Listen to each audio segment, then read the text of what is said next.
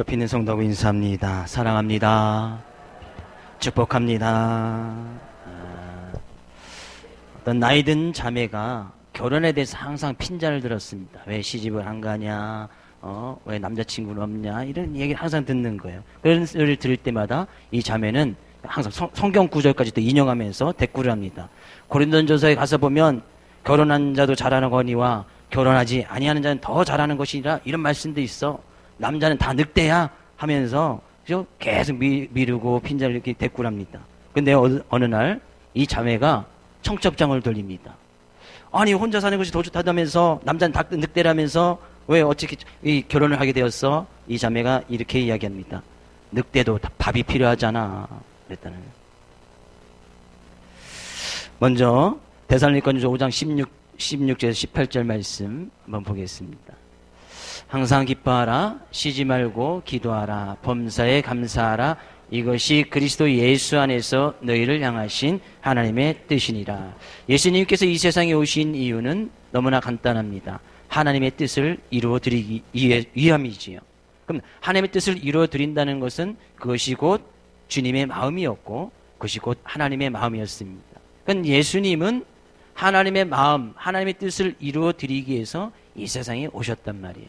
그래서 주님의 마음을 담는 것은 곧 하나님의 마음을 담는 것이고 곧 하나님의 뜻을 이루어드리는 것입니다. 그러면 주님의 마음이 하나님의 뜻에 항상 향해 있었는데 우리는 앞으로 몇 주간 이 하나님의 뜻이 무엇인지 그 말씀을 좀 살펴보면서 은혜를 나누려고 합니다. 왜? 예수님은 하나님의 그 뜻을 이루어드리기 위해서 모든 십자가의 고통과 또 하나님의 크신 사랑을 베풀어 주셨기 때문이죠. 먼저 하나님의 뜻은 데살로니가전서 가면서 우리가 너무나 잘 아는 말씀이지요. 항상 기뻐하고 쉬지 말고 기도하고 범사에 감사하라. 이는 그리스도 예수 안에서 너희를 향하신 하나님의 뜻이니라. 하나님의 뜻 어디 안에 있는? 그리스도 예수 안에 있는 하나님의 뜻이다. 예수 그리스도를 통해서 이루어져야 되는 하나님의 뜻이 분명히 기뻐하고 쉬지 말고 기도하고 범사에 감사하는 것이다는 얘기예요. 범사에 감사하는 것, 이것이 하나님의 뜻이었다는 얘기예요.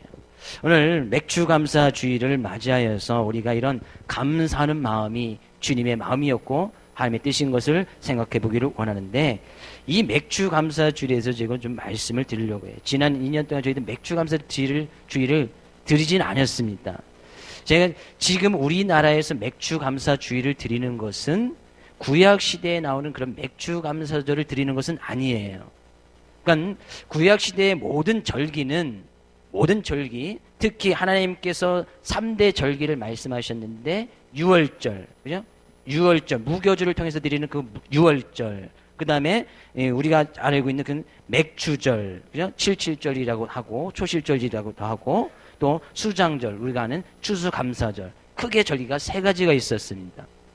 근데 이 절기는 유월절이나 맥주절이나 수장절, 추수감사절은 이 모든 절기들은 다 예수 그리스도를 다 예표하는 거예요.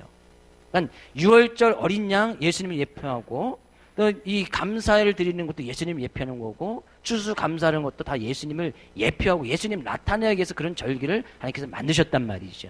그래서 우리는 신약 시대에 사는 우리들은 그 모든 것을 예수님께서 다 이루어 주셨기 때문에 그런 절기를 지키지는 않는단 말이죠.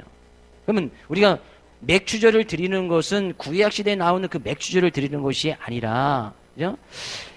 우리의 삶 가운데도 이전에는 추수를 2번 정도 했지요. 이전에 보리 농사를 짓고 또 가을에 논농사를 지어서 그런 농사를 지었습니다. 물론 구약시대 이스라엘 민족도 2번의 어떤 추수하는 것이 있었습니다. 하나도 그들이 밀을 추수했고 또 가을에 추수했고, 2번 추수하는 것이 있어서 그들이 하나님께서도 그렇게 절기를 주신 것은 너희들이 한 번 추수할 때 전반기에 감사를 드리고 또 가을에 추수할 때 후반기에 감사를 드리는 감사의 생활을 잊지 않기 위해서 그 2 절기를 만들어 놓으셨고, 또한 유월절은 또 예수님을 예표하는 것이고 그 모든 것이 다 예수님께서 다 이루어주셨단 말이죠. 그럼 우리가 지금 우리나라에서 맥주 감사절을 드렸던 것은 구약 시대에 나왔던 그 맥주 감사를 드리는 것이 아니라 우리도 이제는 보리 농사를 많이 지었습니다. 그렇죠? 근데 그 수확 시기가 바로 지금이에요. 그래서 그 수확하는 것에 대해서 하나님께 대해서 감사를 드려서 맥주 감사절을 드렸습니다. 근데 지금은 우리나라에서 이제 보리 농사를 짓는데 거의 없어요. 그렇죠. 한 해를 결실하면서는 우리가 1년을 동안 지켜주시고 했던 것에 대해서 감사를 드리는 것이 추수감사주일이고, 우리가 추수감사주일을 드리는 것도 구약시대에 나와 있는 그런 추수감사주일을 드리는 것은 아닙니다. 이것은 하나님께서 우리가 한 해 동안 우리에게 베풀으신 그 은혜에 대해서 감사절을 드리는 겁니다. 그렇다고 해서 절기를 우리가 지키지 않는다고 해서 그 속에 담겨져 있는 의미마저, 정신마저 잃어버려서는 안 된다는 거예요.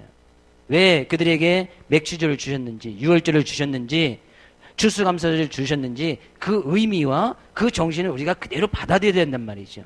그래서 제가 고민을 몇 년째 하면서 이 맥주감사절을 그럼 어떻게 하나님께 드렸으면 좋겠는가. 그래서 너무나 간단하게 딱 7월 첫째 주가 맥주절을 드립니다. 그러면 1월부터 6월 전반기 하나님께서 베풀어 주신 그 은혜에 감사하자는 의미로 맥주절을 드리고, 추수감사절은 후반기, 그죠? 7월부터 12월까지 지켜졌던 그런 하나님에 대해 은혜를 베풀어 주신 것에 대해서 감사를 드리는 그런 감사의 의미로 맥주절을 드렸으면 좋겠다는 생각에서 다시 맥주절을 좀 맥주감사절 좀 이름을 좀 바꿨으면 좋겠는데 그냥 감사절 이렇게 하든지, 그죠?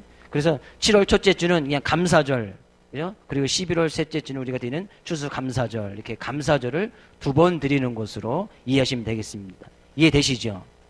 예. 이게 설명하려면 너무나 이제 구약시대 말씀들을 일일이 다 살펴봐야 되기 때문에 너무나 시간이 오래되고, 그렇게 간단히 이해하시면 되겠습니다. 그러니까 우리가 7월 첫째 주 맥주 감사절을 드리는 것은 전반기 하나님께서 베풀으신 은혜에 감사함으로 나간다. 그래서 그런 의미를 가지고 하나님께 감사하는 시간을 가졌으면 좋겠고요. 그래서 맥주 감사절 봉투나 이런 거 특별히 마련해놓지 않았습니다. 그냥 감사하시면 감사하는 마음으로, 거기에 대해서 내가 또 예물을 드리고 싶으면 그냥 예물을 드리시고 자연스럽게 하시면 되겠다, 그런 얘기죠.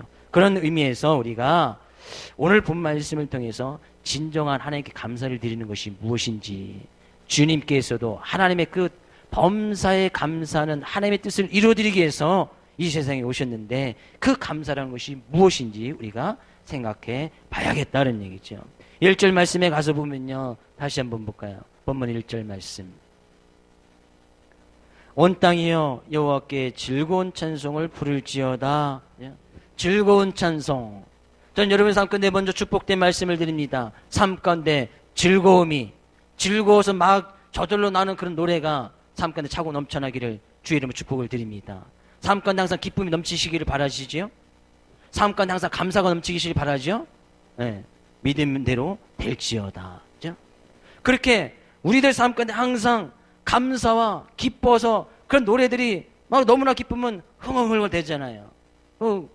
그런 것을 갖다가 노래도 만들기도 하고, 이 시편 기자는 주님의 은혜에 대해서 너무나 감사해서 온 땅 모든 사람들에게 그런 우리 하나님께 같이 즐거운 찬송을 부르고 하나님께 감사합시다 라고 이렇게 이야기를 하면서 나가는 것을 보게 되어집니다.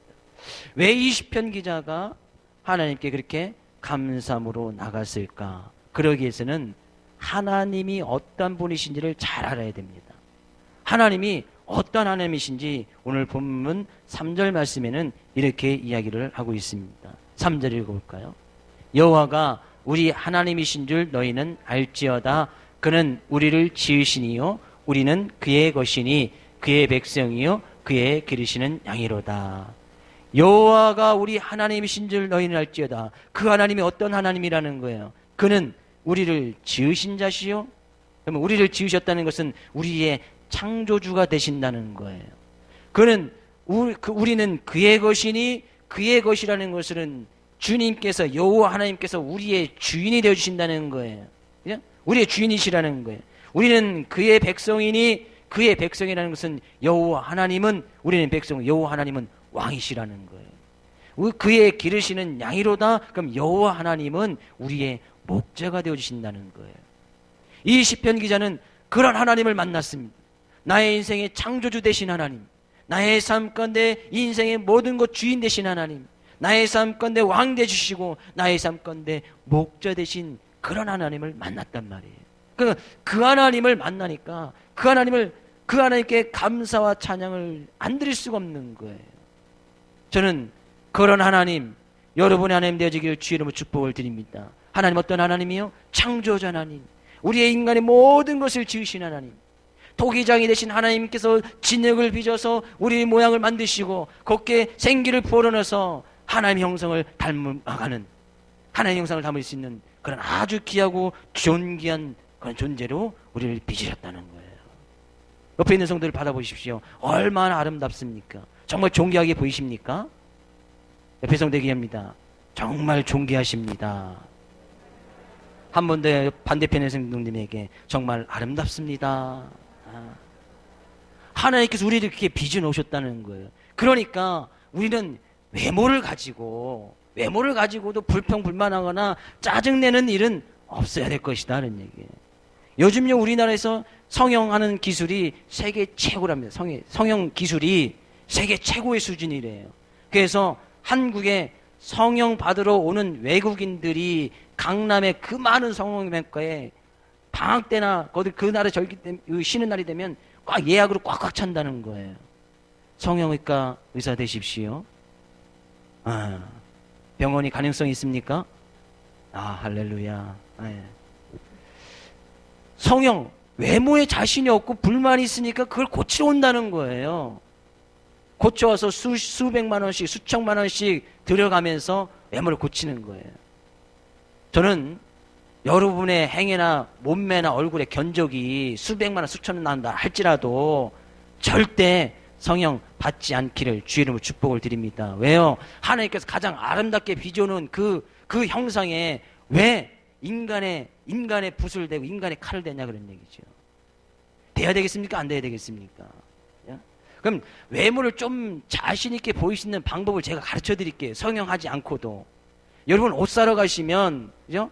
옷 사러 가서 딱 거울 보고 오면 옷을 대부분 사갖고 오죠. 왜? 거기 있는 거울은 좀 특이합니다. 뚱뚱한 사람 좀 날씬하게 보이게끔 하고 좀 짧은 사람 좀 길게 보이게 만들어요. 그래서 저도 옷 사러 가면 그때 가서 입을 때는 너무나 잘 맞는 것 같아요. 딱딱 맞고 몸매 딱 맞는 것 같고, 근데 집에 와서 입어보면 아니야, 이거 왜 이러지?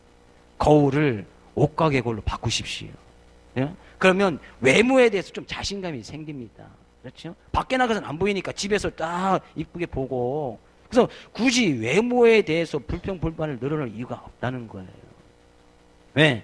하나님 우리의 창조주시니까. 그렇죠? 옆에 있는 성도에게 다시 한번 이야기합니다.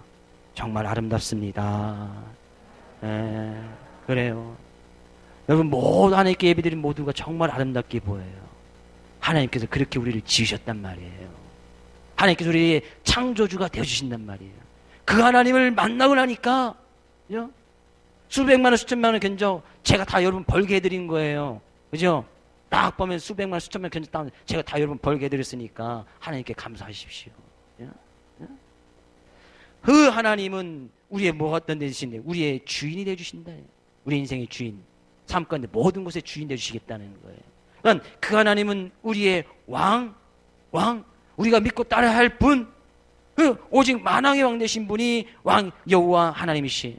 그 하나님은 우리의 목자 되실 때 목자, 우리는 그의 양이고, 이 양된 우리들은 그래서 목자의 음성만 듣고 따라가면 거기에 꼴이 있고, 거기에 마실 물이 있고, 거기에 쉴 만한 물가가 있고 안식처가 있는 거예요. 그 양된 우리들은 그래서 목자 대신 하나님의 음성을 잘 듣고 따라가기만 하면 된다는 얘기예요. 근데 양된 우리들이 그 목자의 음성을 듣지 아니하고 그 말씀대로 따라가지 아니하는 것, 그것을 성경은 죄라고 하는 거예요. 왜? 내가 양인 것을 거부하는 거예요. 여호와 하나님께서 목자신 것을 거부한단 말이지요. 그것이 죄라는 거예요. 그러니까 여호와 하나님이 여호와 하나님을 인정하지 아니하고 내가 여호와 하나님 대신에 믿고 따라야 될 또 그 어떤 대상을 두고 있고 그것을 따라간다면 성경은 그것을 죄라고 하는 거예요. 이 여호와 하나님 창조주이시고 주인이시고 왕이시고 목자이신 이거의 공통점이 하나 있습니다. 그것은 우리의 모든 부분들을 책임져 주신다는 얘기예요. 책임져 주신다는 거예요. 창조주, 우리를 지으셨으니까 우리를 책임져 주시겠다는 거예요. 우리의 왕, 그럼 백성들 잘 먹고 먹이고 보호해줘야 될 책임이 있잖아요. 우리를 책임져 주시겠다는 거예요. 우리의 주인, 그럼 주인이면 그의 자녀들을 입히시고 채우시고 그들을 책임져 주겠다는 거예요. 우리의 목자는 양을 책임지는 거예요. 그것이 목자의 사명입니다. 하나님께서는 우리의 모든 부분들을 책임져 주시겠다는 거예요. 여러분의 인생의 모든 부분을 책임주시는 그런 하나님께 어찌 감사 찬양을 드리지 아니할 수 있겠는가 하는 얘기예요. 저도 말씀을 준비하면서 이제까지 저희 인생을 잠깐 되돌아보는 시간을 가졌습니다. 40평생 하나님께서 지켜주시고 인도해 주시지 아니하였더라면 때로는 저도 내가 가고 싶은 길로 막 삐져나가고 그때마다 주님께서는 막으시고 다시 돌려주시고 또 삐뚤게 나가고 싶은데도 하나님께서는 다시 막으시고 길을 보여주지 아니하고 다시 이 길만 보여주셔서 이 길만을 쭉 걸어갈 수 있게 하신 그런 하나님의 은혜에 얼마나 감사한지요. 그래서 성경은 이야기하고 있습니다. 여호와는 나의 목자신 내가 부족함이 없으리로다. 여호와 하나님을 온전히 믿고 의지하면, 창조 되신 하나님을 믿고 의지하면, 나의 왕 되신 하나님을 왕 되신 분으로 믿고 의지하고 섬기면 삶 가운데 감사가 넘칠 수밖에 없다는 거예요. 저는 행여나 여러분의 삶 가운데 지금 어떤 상황에 있든지 간에, 어떤 여건에 부딪히든지 간에, 어떤 문제가 있든지 간에, 그죠? 그 모든 것 가운데 이런 믿음의 고백을 드렸으면 좋겠습니다. 여호와는 나의 창조주시고, 여호와는 나의 주인이시고, 여호와는 나의 왕이시고, 여호와는 나의 목자시니 내가 부족함이 없으리로다. 이것이 여러분의 고백이 되어지길 원해요. 그러면 삶 가운데 불평불만이 떠나가는 거예요. 불평불만 나는 사람들을 보면 여러분 좋습니까? 싫습니까? 계속 누가 만나면 불평불만하고 옆에 가서 짜증 안 내고 그런 사람, 좋아하는 사람 아무도 없습니다. 그래서 불평불만 항상 토해내고 짜증내는 사람들이 다 피합니다. 다 피하게 있어요. 그 사람 곁에는 가지 않게 돼 있어요. 짜증만 계속 내고 불평불만 내면 그러다 보면 혼자 외톨이 되고, 그러면서 난 왜 인생이 외톨이가 됐나, 인생이 공고해지고 가난해지고, 그러면서 또 오히려 불평불만을 터내고, 그러면서 하나님을 또 분평하고 하나님을 심지어 믿지 아니하는 그런 상태까지 이렇게 돼버리는 거예요. 그러다 보면 심각하게 우울증에 빠져버리고 병들게 해주고 자기 손해가 되어지는 것이죠. 왜? 사람들도요, 불평불만을 계속 듣고 짜증나는 소리를 계속 듣다 보면 한두 번은 받아줄 수는 있지만 그것을 계속 듣다 보면 나에게도 짜증이 올라옵니다. 같이 짜증내면 같이 짜증내지요. 같이 불만을 토하면 그것은 같이 전염되기 때문에 같이 불평을 막 쏟아냅니다. 그래서 싸움이 일어나는 거예요. 그죠? 그래서 성경 가운데서는, 그죠? 불평불만 우리가 멀리하고 피해버려라 이런 얘기예요. 짜증내는 것은 멀리 피해버려라 이런 얘기예요. 왜? 전염되니까. 같이 짜증내고 불평불만을 내게 되지니까. 저는 축복된 말씀을 드립니다. 여러분 삶 가운데 행해나 지금 당하고 있는 문제나 상황 가운데서 불평불만 있으십니까? 짜증내는 것이 있습니까? 믿음의 고백으로 다 바꾸십시오. 어떤 믿음의 고백? 여호와는 창조주시고, 여호와는 나의 주인이시고, 여호와는 나의 왕이시고, 여호와는 나의 목자 되시니 내가 부족함이 없으리로다. 이런 고백으로 바꿀 수 있기를 주의 이름으로 축복을 드립니다. 한번 우리 믿음의 고백을 들어볼까요? 시작. 네 가지밖에 안 되는데, 여호와는 나의 창조주시고, 여호와는 나의 주인이시고, 여호와는 나의 왕이시고, 여호와는 나의 목자시니 내게 부족함이 없으리로다. 그러면요, 불평불만이 다 떠나가는 거예요. 왜? 하나님께서 책임져 주시는데 내가 책임지려고 하니까, 그것이 내 문제라고 하니까, 그것이 내 힘과 내 지혜로 되지 않으니까 불평불만이 나는 거예요. 하나님께 온전히 맞추지 못하니까 불평불만이 생긴단 말이에요. 짜증이 생긴단 말이지요. 내 자녀의 문제, 내 직장의 문제, 나의 삶 가운데 내 가족의 문제, 그것이 내 문제고 내가 해결할 것이고 내가 책임져질 것이라 한다면 어떻게 다 감당하겠습니까? 그러니까 불평불만이 생기는 거예요. 하나님께서는 나에게 왜 이런 고통을 주실까? 하나님께서는 왜 내가 기도하면 들어주시지 않을까? 하나님 정말 공평하신 하나님 맞는가? 심지어 그 믿음까지 흔들려 버리게 된다는 것이죠. 나의 삶 가운데 내가 믿음이 연약하고 은혜가 떨어진 걸 생각하지 아니하고 하나님에 대해서 불평불만. 이스라엘 민족이 출애굽을 해서 광야 가운데서 멸망받은 이유가 뭐예요? 출애굽을 했던 이스라엘 민족이, 그 세대들이 여호수아와 갈렙 2명 외에는 아무도 가나안 땅에 들어가지 못합니다. 하나님의 놀라운 기적과 놀라운 은혜를 체험하고 나서도 강약 가운데서 다 죽임을 당하고 2세대 다음 세대들이 여호수아 갈렙 외에는 아무도 들어가지 못했단 말이에요. 왜요? 그들이 항상 불평불만을 표현했습니다. 불평불만.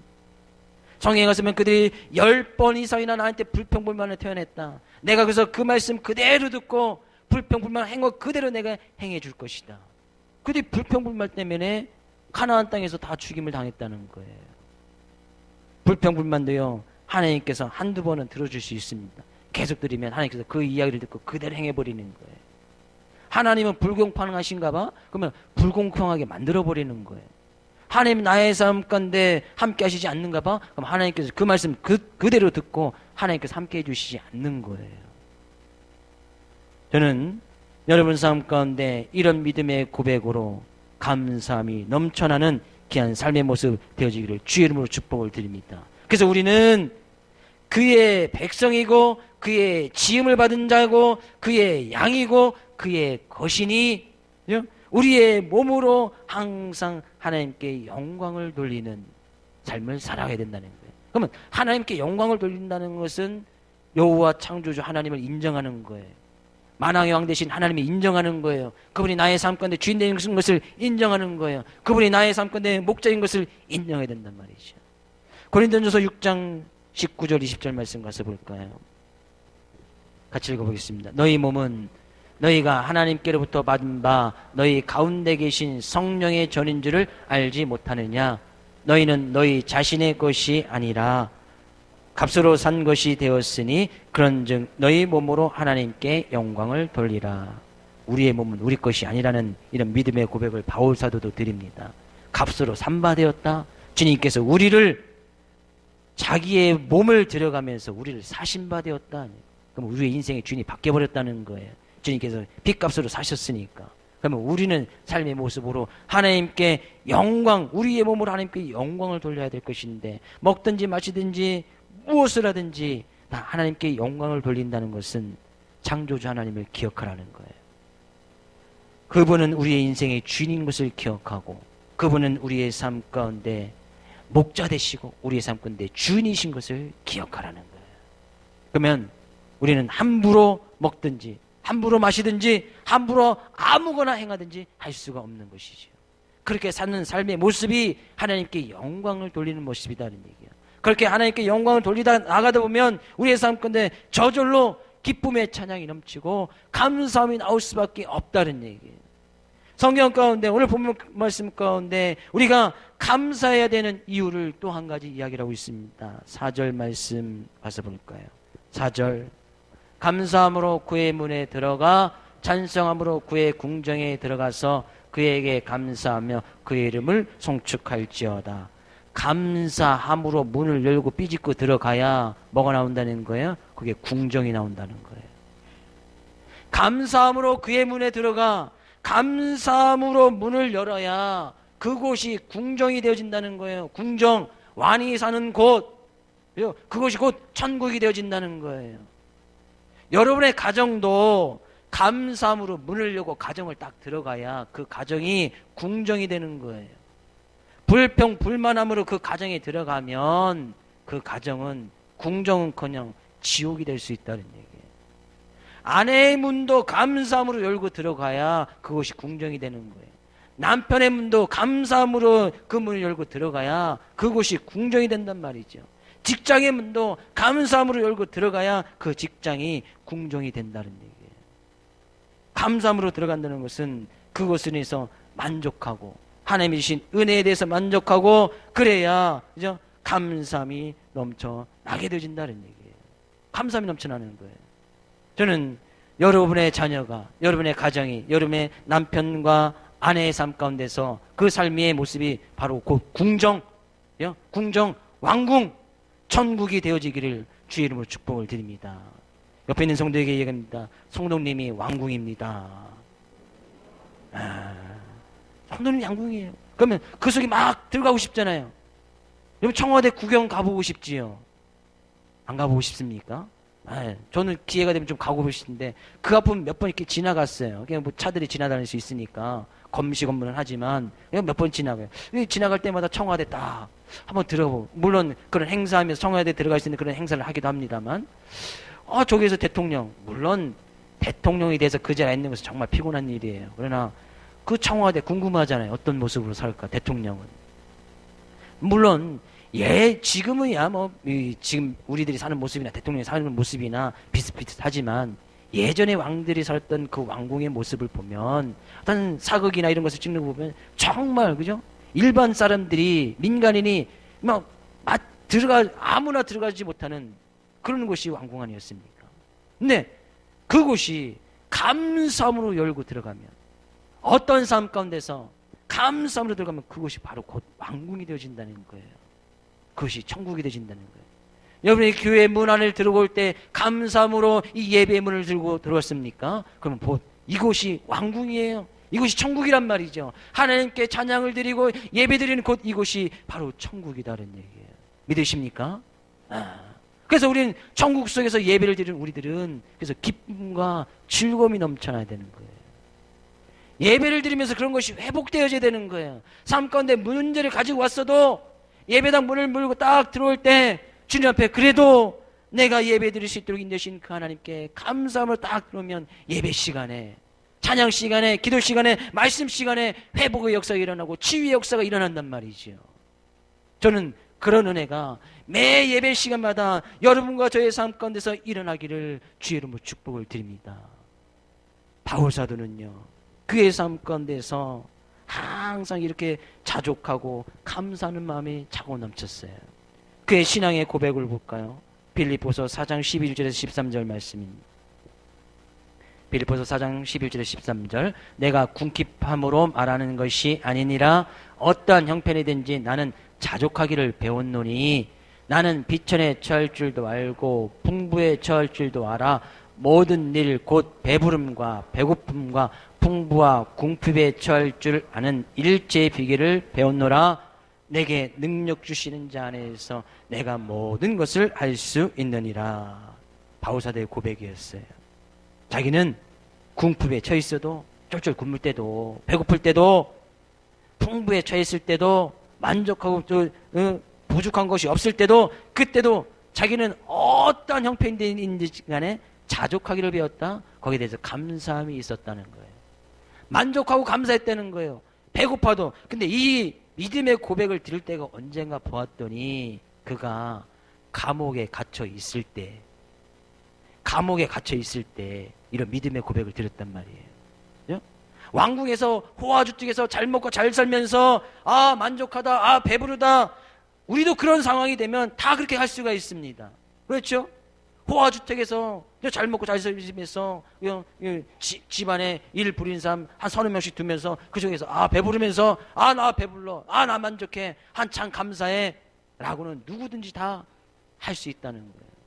그러나 지금 바울사도 이 믿음의 고백을 드릴 때는 예수님에 대한 복음을 증거하다가 감옥에 갇혀서 있는 그 상황 가운데서, 감옥에 갇혀서 뭘 하겠습니까? 오늘 내일 죽을지도 모르는 거예요. 그러한 긴박한 상황 가운데서 자기는 그 가운데서도 만족하다. 왜요? 내게 능력 주시는 자 안에서, 예수 그리스도 안에서 내가 모든 것을 할 수 있다. 예수 그리스도 안에 있을 때에 자기의 삶 가운데 이런 당하고 있는 그런 상황도 예수 그리스도 안에 있을 때 예수로 그 모든 상황을 해석하고 나니까 감사가 넘치더라는 거예요. 자기가 감옥에 있는 그런 상황이 예수로 그것을 다시 해석했단 말이에요. 내가 왜 감옥 안에 있는지 예수로 그 상황을 다시 지켜봤단 말이에요. 그러니까 오히려 감사가 넘쳤다는 거예요. 즉 그가 당하는 모든 상황 가운데서 예수를 놓고 생각을 한 거예요. 예수. 그러니까 불평 불만이 나오는 것이 아니라 감사가 나오더라 그런 얘기예요. 내일 당장 죽을 수도 있는 그런 상황 가운데서 예수를 놓고 해석을 하니까 그 상황이 감사의 상황이 되어졌단 말이에요. 다니엘도 마찬가지입니다. 다니엘서 6장 10절 말씀 가서 볼까요? 다니엘서 6장 10절 같이 읽어보겠습니다. 다니엘이 이 조서에 왕의 도장에 찍힌 것을 알고도 자기 집에 돌아가서는 윗방에 올라가 예루살렘으로 향한 창문을 열고 전에 하던 대로 하루 3번씩 무릎을 꿇고 기도하며 그의 하나님께 감사하였더라. 이 다니엘이 언제 하나님께 감사 기도를 드렸다는 거예요? 하나님께 기도하면 왕 외에 다른 신에게 절하거나 기도하면 그 사람들을 사자굴에 갖다 집어넣읍시다. 그런 조서를 내린 거예요. 그런 법을 만들었단 말이에요. 얼토당토하는 법을. 네, 그 기간이 30일이었어요. 30일 동안만 왕 외에 다른 신이나 다른 사람들에게 기도하거나 그들에게 간구하면, 다른 사람들에게 제사를 드리거나 예배를 드리면 그 사람 사자굴에 집어넣읍시다. 며칠 동안요? 30일. 그런 법을 만들어서 다 공포를 해버렸단 말이에요. 근데 이 다니엘은 그 당시에 그 나라의 총리쯤 되는 자리에 있었기 때문에 그것을 다 알고 있었단 말이에요. 그러면 자기는 하나님께 기도하면 어떻게 되는 거예요? 죽는 거예요. 사자굴에 들어가는 거예요. 근데 그가 기도했던 내용을 보십시오. 무릎을 꿇고 기도하며 그 하나님께 감사하였더라.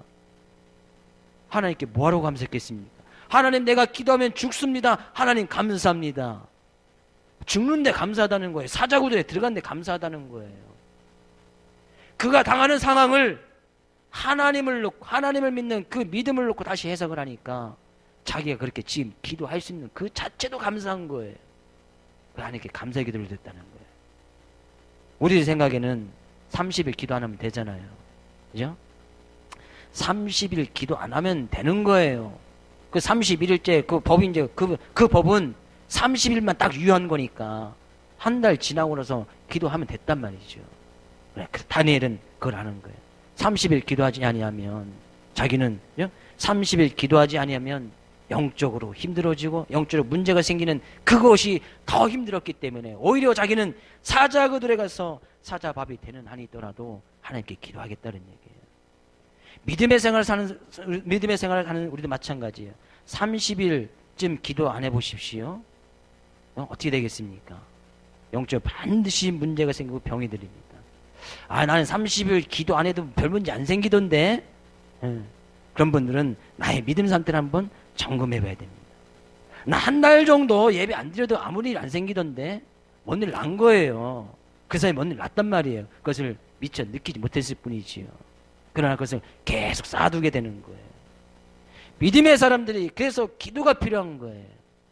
그래서 우리가 처음에 읽었듯이 데살로니가전서 5장 16절 18절 읽었듯이 항상 기뻐하라, 중간에 쉬지 말고 기도하라, 범사에 감사하라. 그 중간에 뭐가 있어요? 기도라는 것이 들어가 있단 말이에요. 삶 가운데 기쁨이 있고 감사의 생활이 넘치기 위해서는 이 기도의 중간에 기도가 들어갔단 말이에요. 기도가 없이는 기뻐하고 감사하는 삶이 있을 수가 없단 말이죠.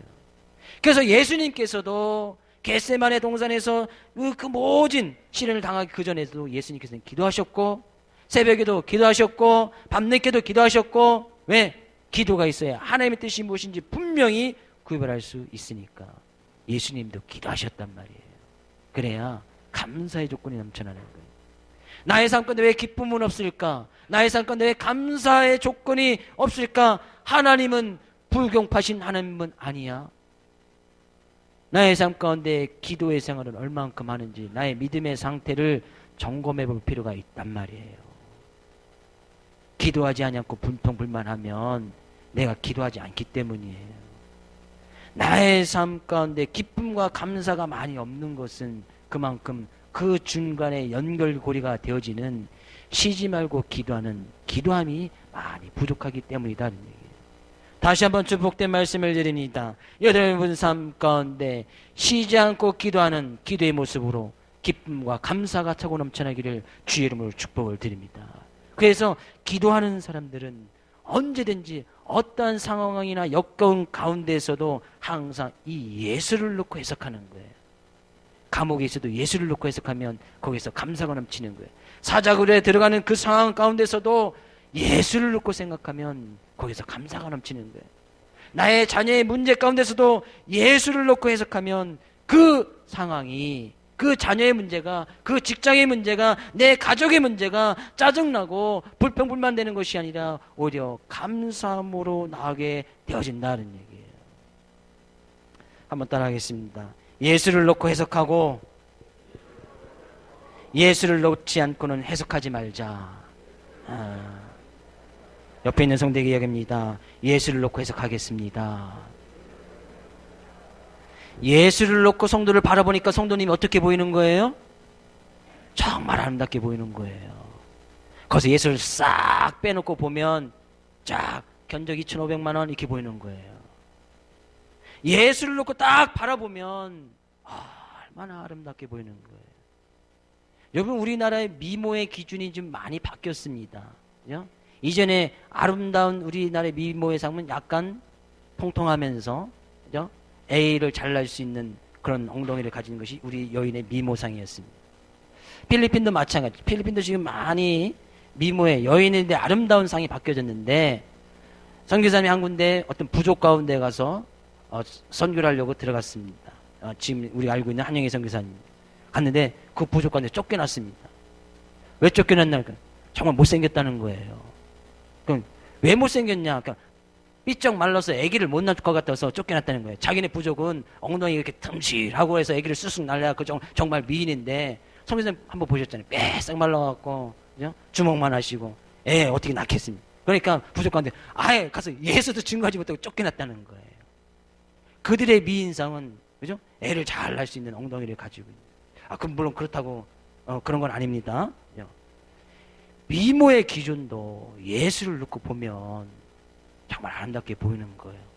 나의 삶 끝에 당하는 상황도 예수를 놓고 해석을 하면 정말 그것이 그 가운데서도 감사의 조건이 자꾸 넘쳐지게 되어진단 말이에요. 그것이 하나님을 경외하고 하나님을 영화롭게 하는 삶이다 라는 얘기예요. 하나님은 우리를 사랑하시되 끝까지 우리를 사랑하신다고 하셨습니다. 그것이 오늘 본문 5절 말씀입니다. 5절 말씀 읽어볼까요? 5절. 여호와는 선하시니 그의 인자하심이 영원하고 그의 성실하심이 대대에 이르리로다. 그의 인자하심, 하나님의 사랑을 이야기합니다. 그의 성실하심, 우리를 향한 하나님의 은혜를 이야기합니다. 그것이 영원토록 대대에 이를 것이다 이야기하겠습니다. 어떻게 하는 삶 가운데요? 하나님이 어떠한 분이신지 올바른 믿음의 고백을 드리고 나가고, 그죠? 하나님은 창조주시고, 하나님은 우리 인생의 주인이시고, 하나님은 우리의 삶 가운데 왕이시고, 하나님은 우리 삶 가운데 목자 되신 그 하나님을 분명히 알고 신앙의 고백을 드리고 나갈 때에 하나님의 사랑이, 하나님의 은혜가 계속해서 넘쳐나게 될 것이라는 거예요. 하나님의 사랑과 우리의 은혜가 우리의 삶 가운데 끊이지 않게 하시겠다는 거예요. 그것이 하나님의 뜻을 이루어드리는 것이고 주님의 마음이었고, 그런 삶의 모습을 통해서 하나님께 영광을 돌렸다는 얘기예요. 2절 말씀으로 오늘 말씀을 마칠까 합니다. 2절, 본문 2절 말씀입니다. 기쁨으로 여호와를 섬기며 노래하면서 그 앞에 나아갈지어다. 이 말씀 그대로 하나님이 어떤 하심인지 분명히 깨달아서 하나님의 뜻을 이루어 드리는 것이 하나님을 섬기는 겁니다. 하나님을 경외하는 것이라는 거예요. 하나님의 말씀을 지키는 것이라는 거예요. 그러면 그의 삶 가운데서 기쁨이 넘치고 감사가 넘치고 삶 가운데 이런 기쁨의 노래들이 끊이지 아니할 것이다 라는 얘기예요. 그런 은혜와 평강이 여러분 삶 가운데 차고 넘쳐나기를 주의 이름으로 축복을 드립니다. 한 주간도 이 말씀 붙들고 세상에서 기쁜 마음으로 감사한 마음으로 승리할 수 있기를 다시 한번 주의 이름으로 축복을 드립니다.